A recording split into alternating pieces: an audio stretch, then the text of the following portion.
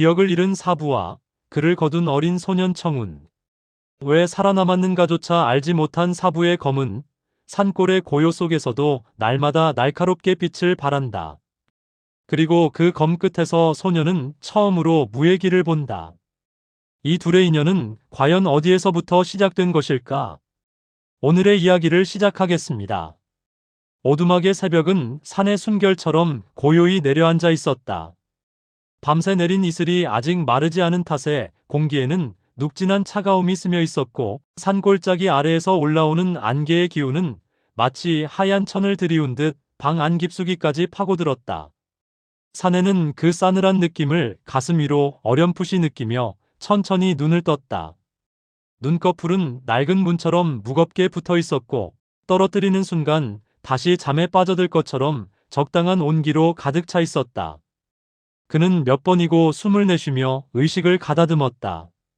그 숨결엔 여전히 피비린내의 잔향이 어렴풋이 남아 있었지만 전장에서 맡았던 그 검붉은 냄새처럼 질척이지는 않았다. 오히려 피와 흙, 썩은 내음 대신 오래된 나무와 말라버린 장작의 냄새가 공간을 지배하고 있었고 그 향은 전장의 무거운 어둠과 전혀 다른 종류의 생기였다. 사내는 천장을 바라보았다. 울퉁불퉁하게 이어붙인 나뭇결 사이로 새벽빛이 미세하게 스며들어 투박한 무늬를 비추고 있었다. 그 빛은 결코 강하지 않았다. 마치 이 오두막이 그동안 견뎌온 세월을 조용히 어루만지듯 소리 없이 번져나갔다. 사내는 그것을 보며 자신의 몸이 여전히 살아있음을 깨달았다. 숨을 들이쉴 때 가슴이 찢어질 듯 아팠고 몸을 조금만 움직여도 뼈마디마다 저릿한 통증이 번졌다. 그 모든 고통이 오히려 지금 이 순간을 실감케 하는 진동이었다. 기억은 없었다. 이름조차 떠오르지 않았다. 전장의 함성도, 검의 울림도, 피가 끓던 순간도, 누군가의 얼굴도, 그 어떤 것도 온전한 형체로 떠오르지 않았다. 그러나 그의 몸은, 기맥과 혈도는, 얼어붙은 살과 뼈는 무언가를 정확히 알고 있었다. 그것은 살아남기 위해 끊임없이 싸웠던 몸의 흔적이자 죽음의 문턱에서 기어이 버텨낸 자만이 지닐 수 있는 무인의 체질이었다. 그는 천천히 손을 움직이려 했다. 손끝은 쉽게 말을 듣지 않았다. 사지를 가로지르는 통증이 곧바로 치밀어 올랐고 어깨는 금방이라도 부러질 듯 삐걱거렸다. 하지만 사내는 그 고통을 한 번에 밀어내지 않았다. 마치 오래전에 익혔으나 지금은 기억나지 않는 수련의 습관처럼 통증을 받아들이고 숨을 고르며 움직임의 각도를 조절했다. 몸은 기억하고 있었다. 어떻게 버티는지, 어디부터 힘을 주어야 하는지, 무엇을 먼저 살리고 무엇을 늦춰야 하는지. 이곳은 전장이 아니었다. 죽음의 냄새로 뒤덮인 들판도 아니었다. 이 오두막은 조용했고 따뜻했고 어딘지 모르게 인간의 숨결이 남아 있었다. 문 옆에서 들려오는 희미한 인기척은 그 사실을 더욱 또렷하게 했다. 작고 빠른 걸음. 그 걸음은 소년의 것이었다. 전장의 끝자락에서 자신을 발견했던 그 약한 손으로 죽어가는 몸을 끌어안아 흔들었던 그 소년. 그때 문이 미세하게 흔들리더니 천천히 열렸다.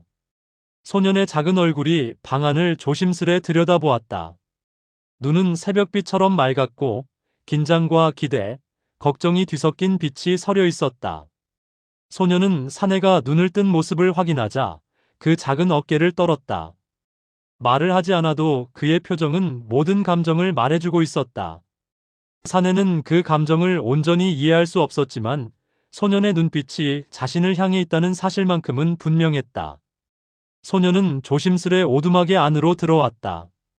아직 어린 발걸음은 전장의 잔에 위를 걸을 수 없을 만큼 여렸지만 그 손은 자신을 일으켜 세운 용기와는 어울리지 않게 단단한 의지를 담고 있었다. 소년이 가까이 다가오자 그 작은 존재가 품은 온기가 사내의 몸에 닿았다. 전장에서 느꼈던 차가운 바람이 아니라 사람의 체온이었다. 그 온기는 그의 의식 깊은 곳에 묻혀있던 생의 기운을 조금씩 일깨우고 있었다. 소년이 들어온 뒤 부드럽게 문을 닫는 소리가 들렸다. 그 다음엔 더 무겁고 느린 발걸음 하나가 오두막을 향해 다가왔다. 잠시 뒤 노인이 모습을 드러냈다. 주름 깊은 얼굴과 굽은 허리, 그러나 그 걸음 속에는 연륜의 무게가 깃들어 있었다. 노인은 말없이 사내에게 다가와 손목을 짚었다. 피부에 닿는 손은 거칠었으나 움직임은 섬세했다. 맥을 짚던 노인의 눈이 아주 미세하게 움직였다. 그 눈에는 놀라움도 감탄도 아닌 오래된 산짐승이 변화의 기척을 느끼는 듯한 무덤한 빛이 어렸다. 노인은 아무 말도 하지 않았다. 그러나 그의 침묵은 사내에게 많은 것을 말해주고 있었다. 기억이 없어도 괜찮다. 살아남았다는 사실이 중요하다. 이 오두막은 적어도 그를 거부하지 않을 것이다. 사내는 천천히 숨을 들이쉬었다. 숨결은 여전히 고르지 않았지만 전장의 마지막 순간처럼 막혀있지도 않았다. 가슴에서 시작된 통증이 등으로, 어깨로, 머리까지 찌릿하게 퍼져갔다. 그 통증은 생존의 증거였다. 소녀는 사내의 옆에 말없이 앉았다. 그리고 아주 조심스럽게 자신의 작은 손을 사내의 손등 위에 올려두었다. 손은 따뜻했다. 그 온기에 닿는 순간 사내의 기억 깊은 곳에서 무언가가 흔들리는 듯했다.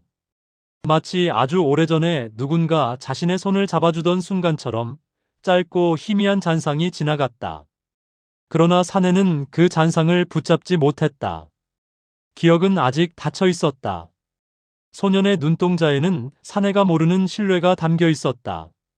사내를 아버지라 부른 작은 용기, 전장에서 죽어가는 자를 끝까지 흔들며 눈꺼풀을 들어 올리던 그 간절함. 그 모든 것이 사내의 가슴 어디를 건드리고 있었다. 노인은 몇 걸음 물러서 사내를 바라보았다. 말없이, 판단 없이, 그러나 분명한 눈으로. 그 침묵 속에는 오랜 세월의 경험에서 우러난 한 가지 결론이 담겨 있는 듯했다. 이 남자는 무인이었다. 평범한 무인은 아니었다. 그의 몸속에 남은 기운은 깊고 단단했다. 그러나 기억은 없다. 과거도 없다. 그에게는 지금 이 오두막과 이 두 사람만이 전부였다. 사내는 그 사실을 완전히 실감하지 못했지만 한 가지는 확실히 알 수 있었다. 이 두 사람은 자신을 살렸다. 그리고 지금도 곁에 있다. 기억하지 못하지만 이것은 분명 생의 두 번째 시작이었다. 노인은 이윽고 오두막의 작은 창을 바라보았다. 바깥의 안개는 조금씩 걷히기 시작했고 어둠은 사라지고 있었다. 그 빛의 흐름을 보며 노인은 사내에게 조용히 다가와 앉았다. 그의 움직임은 한때 무사였던 사람처럼 깊은 기운을 감추고 있었다. 사내는 눈을 감았다. 그는 여전히 자신이 누구인지 알지 못했다.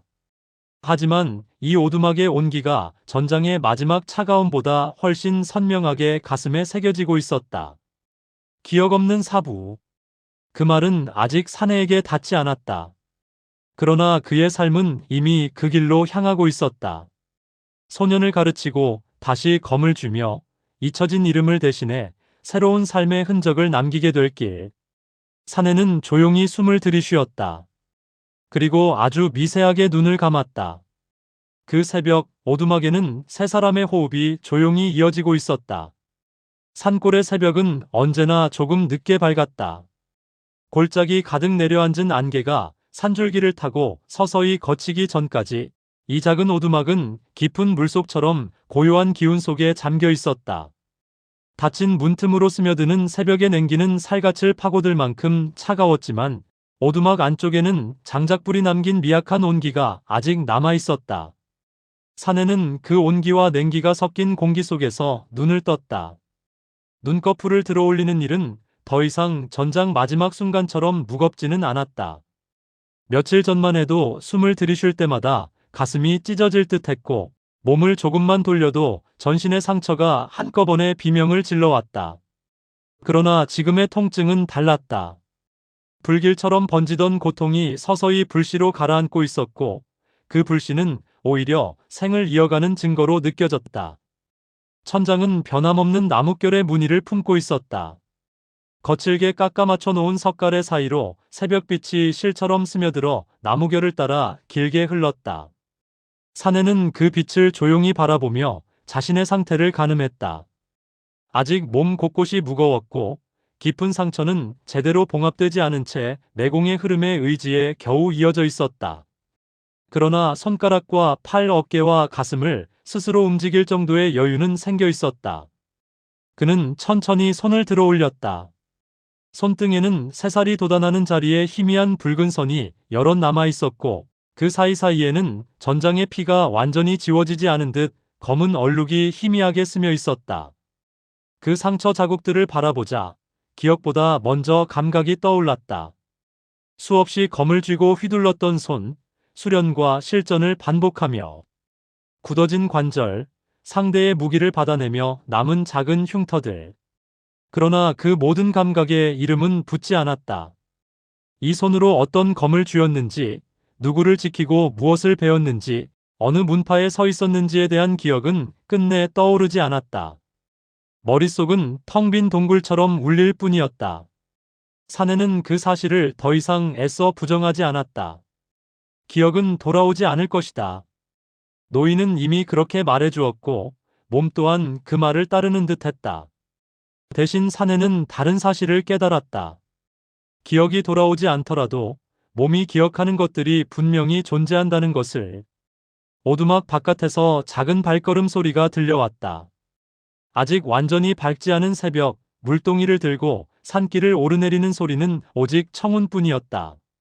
사내의 귀는 이제 그 리듬에 익숙해져 있었고 소년이 언제쯤 문을 열고 들어올지 대강 짐작할 수 있었다. 이 집에 쓰러져 들어온 뒤로 청운은 하루도 빠짐없이 사내의 곁을 지켰다.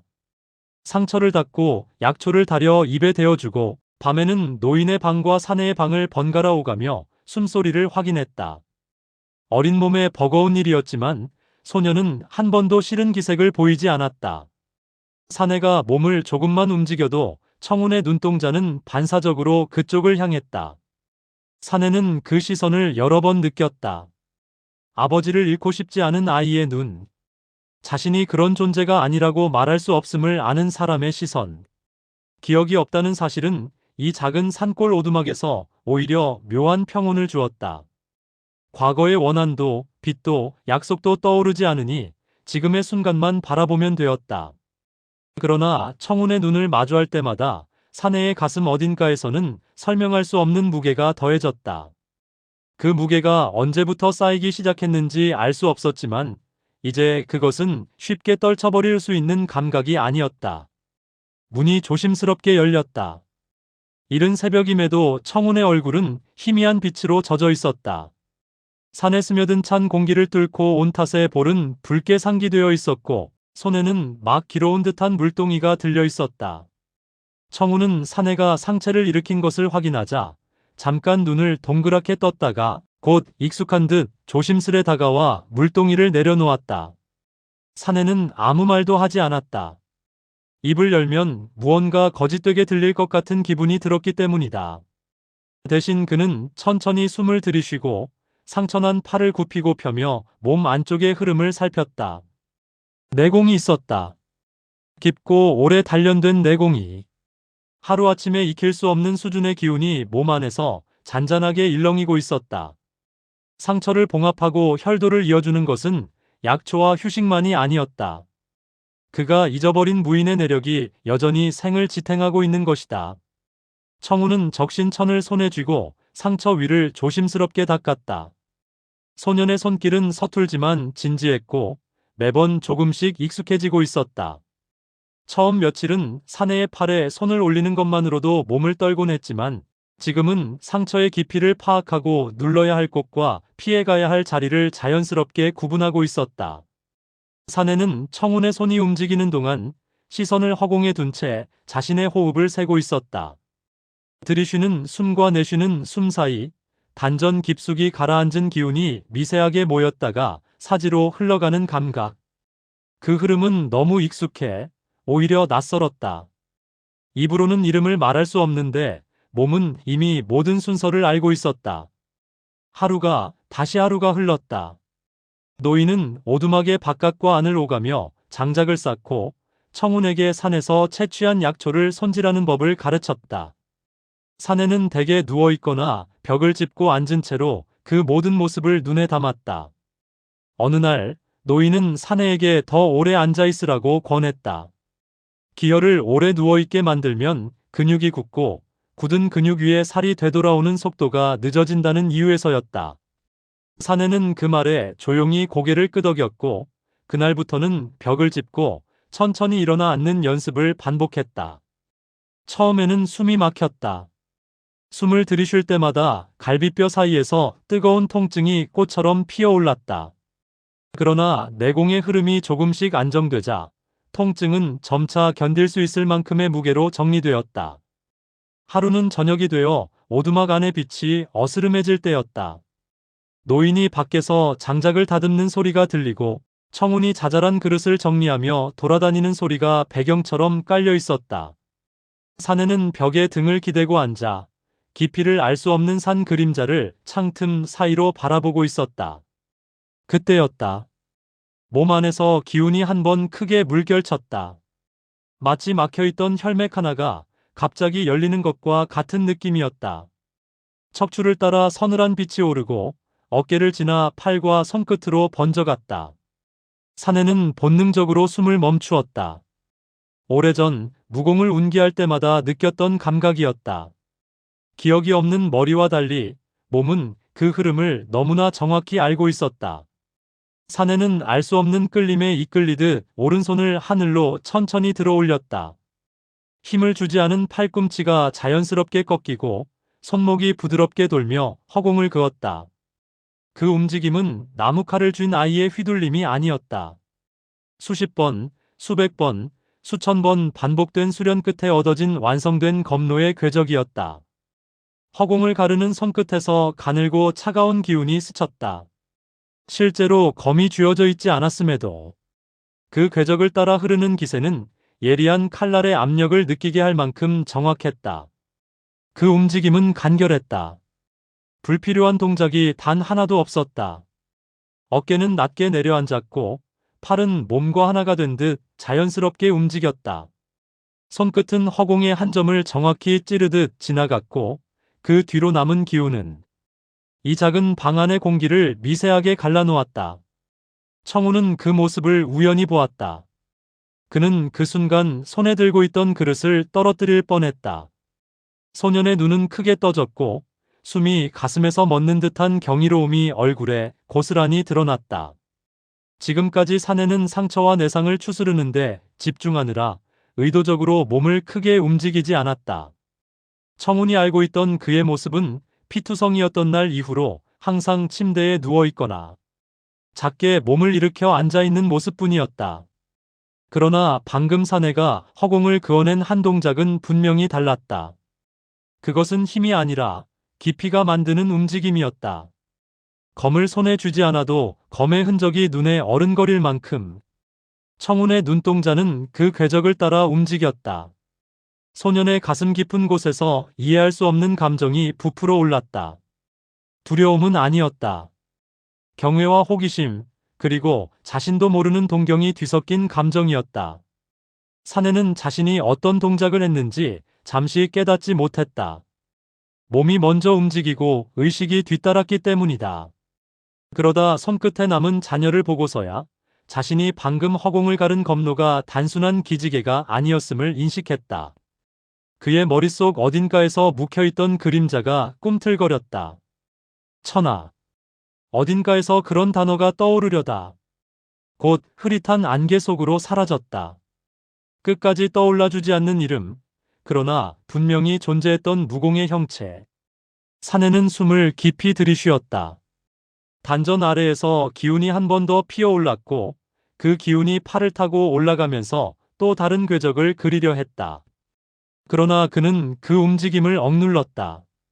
몸이 아직 완전히 회복되지 않은 상태에서 무공을 억지로 끌어올리면 내상이 더 깊어질 수 있다는 것을 본능적으로 알고 있었기 때문이다. 청우는 그 자리에서 한 발짝도 움직이지 못한 채 사내를 바라보고 있었다. 소년의 눈빛에는 질문이 수없이 올라왔다가 다시 내려앉기를 반복했다. 그러나 그는 입을 열지 않았다. 이 순간이 깨질까 두려웠기 때문이다. 노인은 밖에서 장작을 옮기다 어느 순간 잠잠해진 소리에 이상함을 느끼고 문틈으로 방 안을 바라보았다. 노인의 시야에 들어온 것은 허공을 향해 가볍게 손을 내려놓는 사내의 등과 그 앞에서 굳어 서 있는 청운의 모습이었다. 노인은 오래 무림을 떠난 사람의 눈으로 사내의 자세와 숨의 깊이를 살폈다. 상체의 중심이 흩어지지 않고 한 곳에 모여있는 모습, 어깨와 허리, 팔과 손목이 한 흐름으로 이어져 있는 점, 손끝을 거쳐 나가는 기운이 방 안의 공기까지 바꾸고 있는 광경. 그것은 단순한 동작이 아니었다. 노인의 머릿속에 오래전에 접했던 몇몇 문파의 검법이 떠올랐다. 산을 깎아내리는 기세의 검, 폭풍처럼 몰아치는 검, 비처럼 쏟아지는 검. 그러나 사내의 검로는 그 어느 것과도 달랐다. 간결했고 우직했으며 묵직했다. 흔히 화려한 변화를 중시하는 검법과는 정반대로 한 번 뻗으면 바꾸지 않고 끝까지 밀어붙이는 힘이 있었다. 노인은 마음속 어딘가에서 묵혀두었던 한 문파의 이름을 떠올렸다. 강호의 중심에 서지는 못했으나 검 하나로 자존을 지켜온 산중의 문파. 그러나 노인은 그 생각을 입 밖으로 꺼내지 않았다. 아직은 아니라고 느꼈기 때문이다. 사내의 기억은 돌아오지 않았고 무공의 이름조차 입에 올리지 못하는 상태였다. 그에게 먼저 과거를 덮어 씌우는 것은 이 새로운 삶에 불필요한 짐이 될지 모른다. 그러나 한 가지 사실만큼은 더 이상 부정할 수 없었다. 이 이름 없는 사내는 그저 산골의 부상자가 아니라 무림 어딘가에서 생사를 가르던 검의 달인이었다는 것을. 해는 어느새 산등성이 위로 떠올라 오두막 안으로 부드러운 빛을 흘려 넣었다. 청우는 여전히 자리에서 움직이지 못한 채 사내의 손을 바라보고 있었다. 소년의 눈에는 자신도 모르게 한 가지 소망이 떠올랐다. 언젠가 저 손이 자신에게도 그 검로를 가르쳐 주기를 바라는 소망. 사내는 그 소망을 알지 못했지만 소년의 눈빛에 깃든 변화만큼은 느낄 수 있었다. 그리고 알 수 없는 이유로 그 눈빛을 외면하지 못했다. 그날 오두막의 작은 방 안에서 아직 이름조차 되찾지 못한 한 무인의 몸이 잊혀졌던 검로를 다시 한번 세상에 들이우고 있었다. 후일 사람들은 그 검법을 두고 천하 36검이라 부르게 될 것이지만 그때의 사내는 그 이름조차 기억하지 못한 채 그저 몸이 이끄는 대로 허공에 그림자를 새겼을 뿐이었다.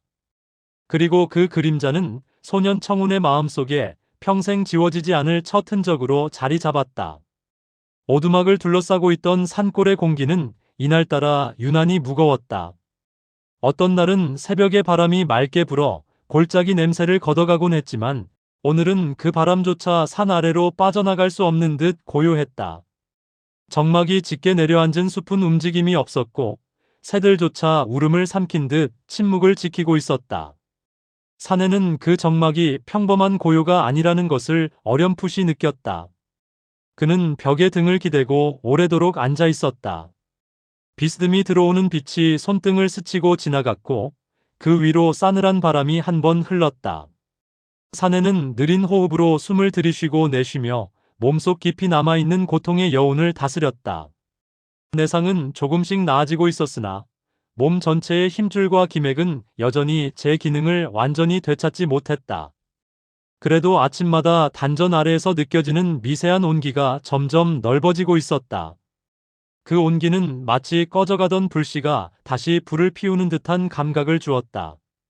그때 방 바깥에서 청운이 오가는 소리가 들렸다.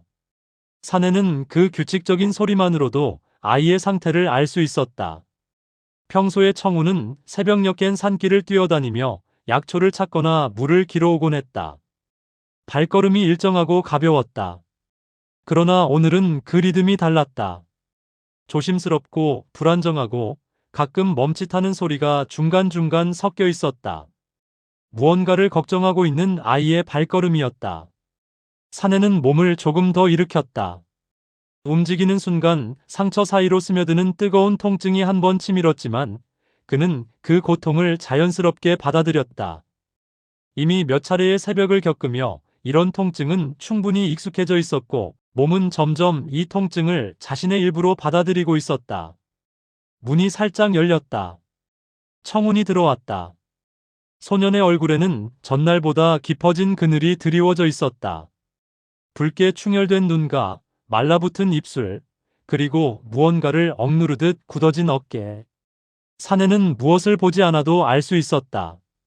청운의 할아버지의 상태가 더 나빠진 것이었다. 청운은 손에 물동이를 들고 있었다. 산 아래 계곡에서 길어온 물이었다. 깊은 새벽에 맑은 물을 퍼올리는 일은 청운이 늘 맡아 하던 일이었지만 오늘은 손에 쥐어진 물동이가 평소보다 무겁게 보였다. 소년의 손등에 핏줄이 도드라진 채 굳어 있었고 그 작은 손은 떨리고 있었다. 사내는 그 떨림이 무엇 때문인지 정확히 알고 있었다. 그는 아무 말 없이 청운이 다가오는 모습을 바라보았다. 소년은 사내의 곁에 앉아 천천히 물을 붓고 상처를 닦아주었다. 손길은 익숙했으나 움직임은 불안정했다.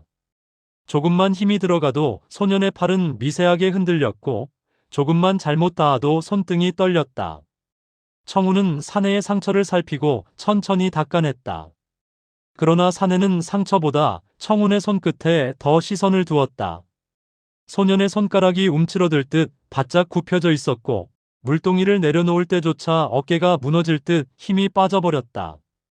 사내는 청운의 눈동자를 바라보았다. 아이의 시선은 흔들리고 있었다. 노인의 상태를 숨기려는 듯 애써 밝은 표정을 지어보려 했지만 눈가의 떨림은 모든 걸 말해주었다. 청운은 아무 말도 하지 않았다. 그러나 그 침묵 속에 담긴 감정은 어린아이에게는 감당하기 힘든 무게였다. 사내는 천천히 숨을 들이쉬었다. 아이에게 다가가 위로할 말을 찾을 수 없다는 사실이 그의 가슴을 더 무겁게 만들었다. 기억이 없는 몸은 위로의 언어조차 잊어버린 듯했다. 그저 눈을 맞추고 손을 잠시 얹어주고 숨을 고르는 것밖에 할 수 없었다. 잠시 후 바깥에서 노인의 기침이 들렸다. 마른 가을 나뭇가지가 부러지는 듯한 소리.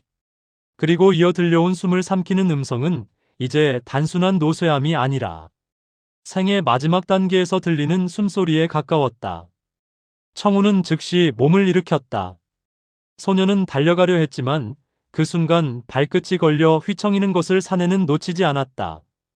너무 갑작스런 움직임에 균형을 잃은 것이다. 사내는 본능적으로 앞으로 팔을 뻗어 청운의 어깨를 잡았다.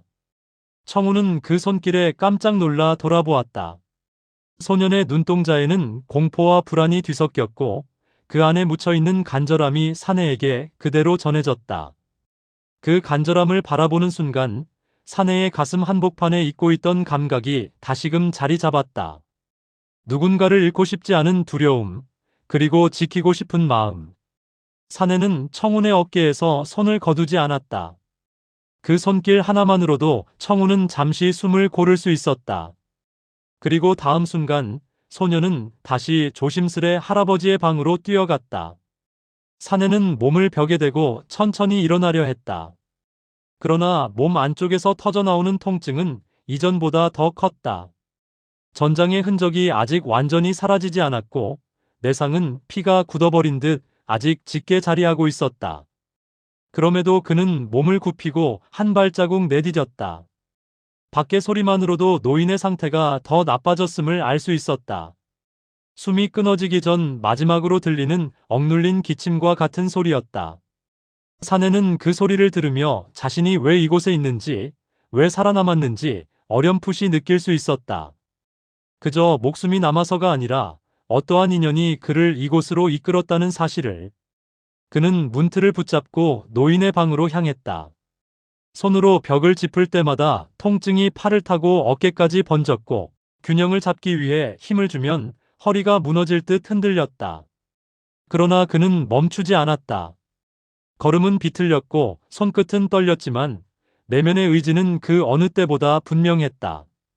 노인의 방 앞에 도착했을 때 청우는 사내가 들어오는 것을 보자마자 자리에서 일어났다. 소년의 눈은 희망과 절망 사이에서 흔들렸다. 스스로 감당할 수 있는 슬픔의 양을 이미 넘어선 얼굴이었다. 노인은 바늘 끝처럼 얇아진 숨을 가쁘게 토해내며 누워 있었다. 그의 몸은 이미 삶의 불씨가 거의 사라진 상태였고 눈은 반쯤 감긴 채 세상을 흐릿하게 바라보고 있었다. 그러나 그 흐릿한 눈동자 속에 지켜내고자 했던 단 한 사람, 청운만은 또렷이 담겨 있었다. 사내는 노인의 곁으로 다가가 손목 위에 손을 올렸다. 노인의 맥은 거의 느껴지지 않았다. 그 미약한 떨림은 마치 마지막 숨이 남긴 잔물결처럼 금방이라도 사라질 것만 같았다. 사내는 오래전 전장에서 수많은 죽음을 보았던 감각으로 노인의 상태를 직감했다. 많은 생명이 사라지는 순간을 지나왔던 몸이기에 지금의 이 미약한 생명력의 흐름을 정확히 이해할 수 있었다. 노인의 몸은 이미 한계에 다다랐다. 살아있는 것은 의지가 아니라 오직 청운에 대한 책임감이었다. 방 안은 침묵으로 가득 찼다. 사내는 노인의 얼굴을 바라보며 청운이 지금 무엇을 느끼고 있는지, 그리고 그 감정을 어떻게 받아들여야 하는지 기억 없는 사내임에도 불구하고 본능으로 이해할 수 있었다. 그 순간 노인은 천천히 눈을 떴다. 흐릿한 시선이 사내와 청운을 차례로 담았다. 그 시선 속에는 두 사람을 향한 마지막 인연의 끈이 고스란히 담겨 있었다. 노인의 눈동자에 마지막 불씨가 흔들렸다. 그 불씨는 말을 담지 않아도 이미 많은 것을 전하고 있었다. 사내는 무릎을 꿇었다. 숨소리를 죽이고 노인의 손을 지켜보았다. 청우는 할아버지의 손을 쥔 채 입술을 심하게 깨물고 있었다. 절대 울음을 터뜨리지 않겠다는 듯 억제된 떨림이 온몸에 퍼져 있었다. 노인의 기력은 꺼져가는 촛불처럼 흔들렸다. 그러나 그의 시선은 두 사람에게 마지막 의지를 전달하고 있었다. 사내는 그 시선의 의미를 깨달았다. 그리고 마음속 깊은 곳에서 알 수 없는 무거운 다짐이 일어났다. 기억은 없어도 그는 이 소년을 지켜야 한다는 생각이 아주 자연스럽게 자리 잡았다. 이윽고 노인의 마지막 숨이 바람처럼 조용히 흘러갔다. 생과 사를 가르는 얇은 경계가 한순간에 사라지는 듯한 고요였다. 방 안은 완전히 멈췄다. 청우는 아무 말 없이 할아버지의 손을 붙잡고 있었다. 그 손을 놓지 않으려는 듯 꼭 붙들고 있었다. 사내는 그 모습을 바라보며 자신도 모르게 가슴이 아릿하게 저려왔다. 그 감정이 무엇인지 설명할 수 없었지만 그것은 분명 자신의 과거 어디선가 느꼈던 큰 상실의 감각과 닮아 있었다. 그날 청우는 가족을 잃었다. 그리고 사내는 자신이 왜 살아남았는지 이유를 깨닫기 시작했다. 소년을 지키는 것. 그것이 기억을 잃은 사부의 첫 번째 운명이었다. 노인의 마지막 숨이 방 안에서 조용히 흩어져 갔다. 소리는 거의 없었다. 오랜 세월 산짐승처럼 버티던 몸이 마지막 힘을 놓아버리는 순간은 전장에서 수많은 생명이 비명으로 꺼져가던 때와는 전혀 다른 모습이었다. 이곳에는 함성도, 피 튀기는 소리도, 칼날이 맞부딪히는 금소금도 없었다. 오직 한 사람의 호흡이 점점 가벼워지다 끝내 사라지는 아주 작은 변화만이 있을 뿐이었다. 청우는 노인의 손을 붙잡고 있었다. 차가운 바닥에 무릎을 꿇은 채 손가락으로 할아버지의 마른 손등을 감싸 쥐고 있었다. 손등 위에는 오랜 세월 산과 약초와 땅을 상대하며 굳어진 거친 피부가 고스란히 남아 있었다. 그 손은 청운의 머리를 쓰다듬어 주었고 아픈 날 밤이면 등에 손을 얹고 열을 재어주던 손이었다. 지금 그 손은 아무런 힘도 담지 못한 채 소년의 손 안에서 조용히 식어가고 있었다. 사내는 한 걸음 물러나 방 안의 풍경을 바라보고 있었다. 그는 무릎을 반쯤 굽힌 어색한 자세로 서 있었고 손가락은 허공을 더듬다가 멈추어 있었다.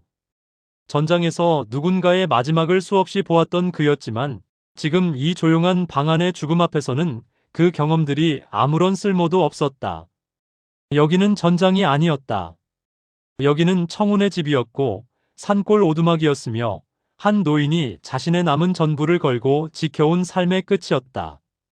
방 안의 공기가 조금씩 달라지고 있었다.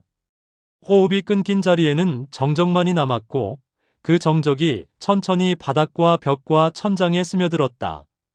밖에서는 가을바람이 나뭇가지를 스치는 소리가 들렸지만 이 작은 방 안으로는 한 줄기 바람도 들어오지 않는 것처럼 느껴졌다. 마치 세상이 한 겹 더 멀어져 버린 듯 했다. 청우는 고개를 들지 않았다. 눈을 크게 뜬 채 노인의 얼굴을 바라보고 있었지만 시선은 초점을 잃고 있었다. 눈망울 속에 맺힌 눈물이 금방이라도 떨어질 듯 반짝였으나 소녀는 끝내 울지 않았다. 울음은 목구멍까지 차올랐으나 울기 시작하는 순간 모든 것이 무너져 내릴 것 같아서 입술을 악물고 버티고 있었다. 사내는 그 모습을 보며 가슴 깊은 곳이 서서히 조여오는 것을 느꼈다. 자신이 기억을 잃기 전 어떤 사람의 마지막을 이런 눈으로 바라본 적이 있었던가. 전장의 죽음은 늘 거칠고 갑작스러웠다. 누군가는 등을 돌린 채 쓰러졌고 누군가는 검을 움켜쥔 채 눈을 감지 못했다. 죽음 앞에서 남겨지는 말은 거의 없었고 있다 하더라도 그것은 욕설이거나 복수를 다짐하는 짧은 절규가 전부였다. 그러나 이 작은 산골 오두막에서의 죽음은 달랐다. 여기에는 분노도 원한도 검의 기세도 없었다. 청운을 마지막까지 지켜보려는 마음과 자신이 떠난 뒤에도 아이가 버텨주기를 바라는 염원만이 남아 있었다. 노인은 말을 많이 남기지 않았다. 사내는 그가 마지막에 했던 몇 마디를 또렷이 떠올릴 수 있었다. 그는 사내의 눈을 똑바로 바라보며 길게 이야기를 늘어놓지 않았다. 다만 짧은 숨과 함께 단 하나의 부탁만 남겼다. 청운을 버리지 말아라. 그 한마디는 사내의 기억 속 어느 구석에 깊게 박혀 있었다. 그 말이 노인의 목숨을 다 바쳐 꺼낸 마지막 문장임을 사내는 감각으로 알고 있었다. 남겨진 말은 많지 않았지만 그 한 문장만으로도 노인이 무엇을 지키고 싶어 했는지는 충분했다. 사내는 자신이 누구인지 알지 못했다. 어디에서 무엇을 했고 어떤 이름으로 불렸는지 기억하지 못했다. 그러나 지금 이 오두막에서 자신에게 남겨진 말의 무게만큼은 똑바로 느끼고 있었다. 그 말은 부탁이자 명령이었고 마지막 유산이었으며 동시에 굴레였다. 사내는 그 어느 쪽으로도 이 말의 의미를 좁혀 이해하려 하지 않았다. 다만 이 한 가지는 분명했다. 이제 이 소년 곁에서 등을 돌릴 수 없다는 사실이었다.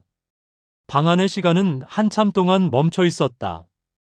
바람이 한번 스쳐 지나갈 동안 청우는 노인의 손을 놓지 않았다. 사내는 그 모습을 깨뜨리지 않으려고 일부러 발걸음을 옮기지 않았다. 말 한마디 잘못 꺼냈다가 소년이 겨우 붙잡고 있는 마지막 균형이 무너질 것 같았다. 얼마나 시간이 흘렀는지 모를 즈음 청운의 어깨가 아주 미세하게 떨리기 시작했다. 소년은 입술을 물어뜯고 이마를 깊게 찡그린 채 참고 있던 울음을 끝끝내 삼키려 했다. 그러나 몸은 이미 한계를 알고 있었다. 눈가에서 한 줄기 눈물이 흘러내렸다. 그것은 큰 소리로 터져나오는 울음이 아니라 조용히 그러나 멈출 수 없이 흘러내리는 눈물이었다. 마치 오래된 항아리에서 금이 간 틈새로 조용히 새어나오는 물처럼 천천히 그리고 깊게 흘렀다. 사내는 그 눈물이 바닥에 떨어지는 모습을 가만히 바라보았다.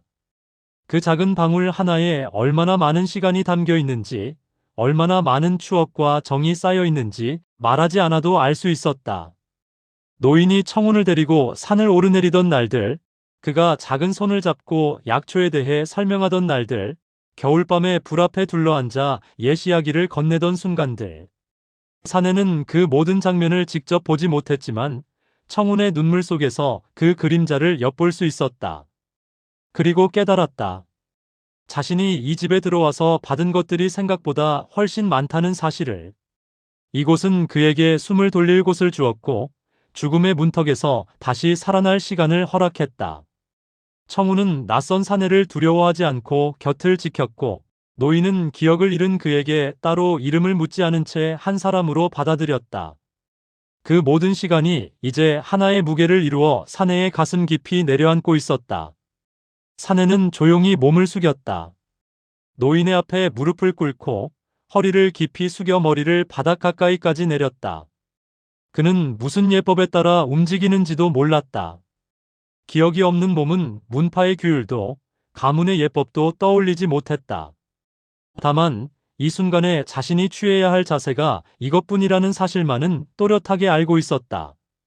그의 이마가 차가운 바닥에 가까워질수록 가슴에 내려앉은 무게는 조금씩 형태를 갖추어 갔다. 그것은 은혜에 대한 감사였고 남겨진 말에 대한 응답이었으며 같은 지붕 아래에서 함께 숨 쉬었던 날들에 대한 마지막 인사였다. 청우는 흐릿해진 시야 속에서 사내가 고개를 숙이는 모습을 보았다. 소년에게 그 모습은 단순한 예가 아니라 무언가를 받아들이겠다는 약속처럼 보였다. 그 순간 청운의 가슴 한편에 작은 안도감이 아주 희미하게 스며들었다. 아주 작고 가느다란 빗줄기였지만 완전히 무너져 버리려던 마음을 겨우 한 끝에서 붙잡아주는 빛이었다. 노인이 떠난 방 안에서 이제 두 사람만이 남았다. 죽음이 남긴 자리는 생각보다 컸다. 오두막의 벽과 기둥에 스며든 기척 하나하나가 노인의 목소리, 걸음, 손짓을 떠올리게 했다. 그러나 동시에 그 빈자리는 새로운 무언가가 자리를 잡을 틈을 만들고 있었다. 사내는 그 사실을 느꼈다. 이제 이 집은 더 이상 세 식구의 공간이 아니라 청운과 자신 두 사람만의 자리가 되었다는 것을. 남겨진 말은 많지 않았다. 노인은 기회도 비급도 재산도 남기지 않았다. 오로지 한 소년과 그 소년을 지켜달라는 한 문장을 남겼을 뿐이었다. 그러나 사내는 알고 있었다. 강호에서 가장 무거운 유산은 언제나 기술이나 재물이 아니라 사람과 인연이라는 것을. 그가 전장에서 무엇을 지키기 위해 검을 쥐었는지 기억나지 않았지만 이제는 알 수 있었다. 지켜야 할 이유를 다시 가지게 되면 검은 언제든 다시 들 수 있다는 것을. 사내는 천천히 허리를 펴고 일어섰다. 무릎이 저릿했고 허리에는 무거운 돌을 올려둔 듯한 통증이 돌았지만 그는 몸을 곧게 세웠다. 청운의 시선이 그를 향해 올라왔다. 소년의 눈에는 여전히 슬픔이 가득했지만 그 깊은 곳 어딘가에 아주 작은 기대와 의지의 불씨가 살아났다. 이제 그는 노인의 마지막 말을 받아들여야 했다. 기억 없는 사내에게 처음으로 다시 주어진 역할이었다. 이 작은 산골 오두막에서 남겨진 말은 소리 없이 새겨졌다. 청운을 버리지 말아라. 그 말은 더 이상 죽은 자의 부탁이 아니었다. 이제 그것은 살아남은 자의 길을 정하는 새로운 맹세가 되었다. 노인이 세상을 떠난 뒤로 오두막의 새벽은 전과는 다른 얼굴을 하고 찾아왔다. 예전에는 새벽마다 들려오던 낮은 기침 소리와 장작더미를 옮기는 느릿한 발걸음이 있었다. 문 밖에서 들려오던 그 익숙한 소리가 더 이상 들리지 않자 골짜기를 타고 올라오는 바람마저도 어느 순간 조심스레 발걸음을 죽이는 것처럼 느껴졌다. 사내는 그 변화 속에서 조용히 눈을 떴다. 어렴풋이 퍼져 들어오는 새벽빛은 여전했지만 빛이 머무는 공기의 무게가 달라져 있었다. 이전에는 그 빛 속에 한 사람의 기척이 함께 섞여 있었다.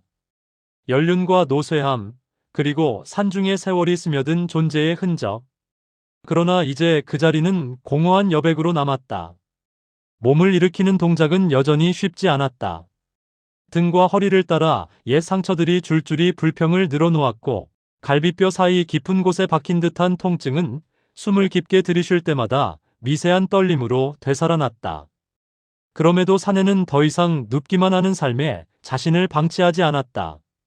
벽에 팔을 뻗어 몸을 받쳐 세우고 굳은 다리를 움직여 바닥을 딛는 그 작은 싸움을 하루에도 몇 번씩 반복했다.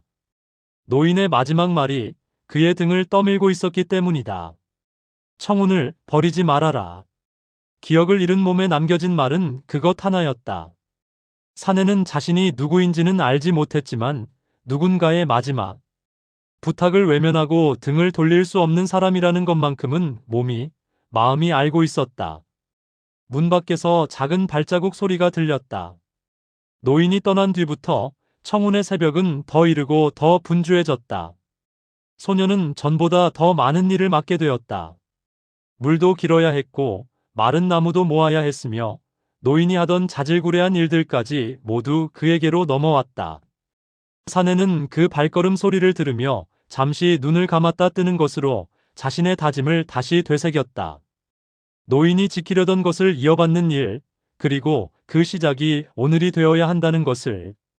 청운이 오두막 안으로 들어왔을 때 소년의 얼굴에는 싸늘한 새벽 공기가 묻어 있었다. 볼은 약간 희고 입술은 마른 흔적을 남기고 있었다. 짧은 시간 동안 많이 자란 사람처럼 얼굴선에는 알게 모르게 긴장이 스며 있었다. 청우는 어제와 다름없이 움직였다. 사내의 상처를 보고 물을 갈고 천을 씻어왔다. 하지만 그 손길에는 마치 마음 한구석이 어디에 걸려있는 사람처럼 집중이 덜 되어 있었다. 물동이를 놓을 때 작은 소리가 나고 천을 짜는 힘이 균일하지 못했다. 사내는 그 모습을 말없이 지켜보았다. 소년의 어깨에 내려앉은 무게가 자신이 느끼는 내상의 통증보다 더 무겁게 다가왔다. 아침 햇살이 조금 더 깊숙이 방 안으로 스며들 즈음 사내는 천천히 몸을 일으켰다. 벽에 한 손을 대고 몸을 세우는 그 동작에는 여전히 무게와 조심스러움이 묻어 있었지만 지금은 그 어떤 타협도 허락하지 않는 결심이 함께 있었다. 창틈으로 들어오는 빛이 사내의 어깨를 비스듬히 비추었다. 청운이 고개를 들었을 때 그는 전날보다 조금 더 또렷하게 서 있는 사내의 모습을 보았다. 소년의 눈동자에 순간 놀라움이 스쳤다. 사내는 천천히 방 한가운데로 걸어나갔다. 발걸음 하나하나가 긴장된 줄 위를 걷는 고개사처럼 신중했다. 균형을 잃으면 그대로 쓰러져 다시 몇 날 며칠을 누워 있어야 할지도 모른다는 것을 알고 있었기에 그는 숨을 길게 나누어 쉬며 발 뒤꿈치의 감각을 세밀하게 살폈다. 그렇게 방의 중앙에 이르러 섰을 때 청운의 시선이 자연스럽게 그의 등에 닿았다. 사내의 등은 여전히 상처투성이었지만 그 속에는 묘하게 곱게 뻗은 기류가 있었다. 마치 세상 어디에도 기대지 않은 채 혼자 서 있기를 택한 나무와 같은 꼿꼿함이었다. 오두막 안의 공기가 조용히 가라앉았다. 내는 한동안 아무 말도 하지 않았다. 청운의 숨소리, 바깥의 바람, 멀리서 희미하게 들려오는 산새의 울음까지 모두 귀에 담아둔 뒤에야 마침내 몸 안 깊숙한 곳에서 흘러나오는 결심을 문장으로 바꾸었다. 그는 뒤돌아 서지 않고 앞을 바라본 채 천천히 두 발의 간격을 넓혔다. 양발이 어깨보다 조금 넓게 벌어지도록 바닥에 단단히 내려놓고 무게를 한쪽으로 치우치지 않게 중심을 맞추었다.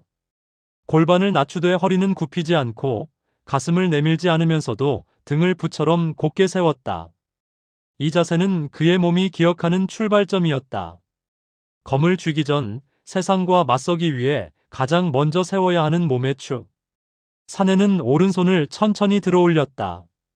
손바닥은 정면을 향했고 손가락은 긴장과 이완 사이에서 적당한 곡선을 유지했다.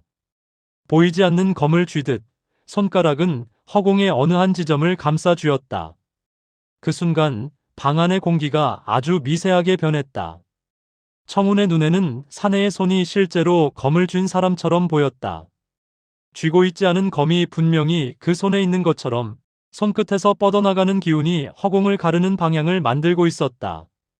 사내는 한숨 길게 숨을 들이켰다. 그 호흡은 이전과 달리 몸의 바깥을 향하기보다 안쪽을 단단히 잡아당기는 기세를 품고 있었다.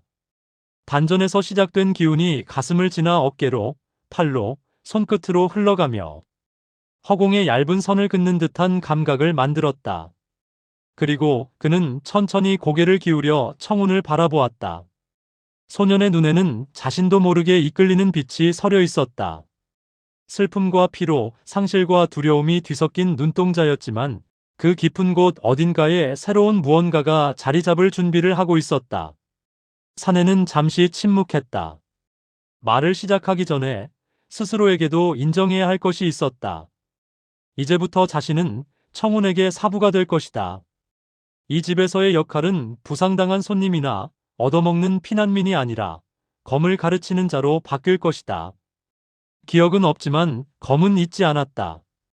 그는 마침내 입을 열었다. 이 자세가.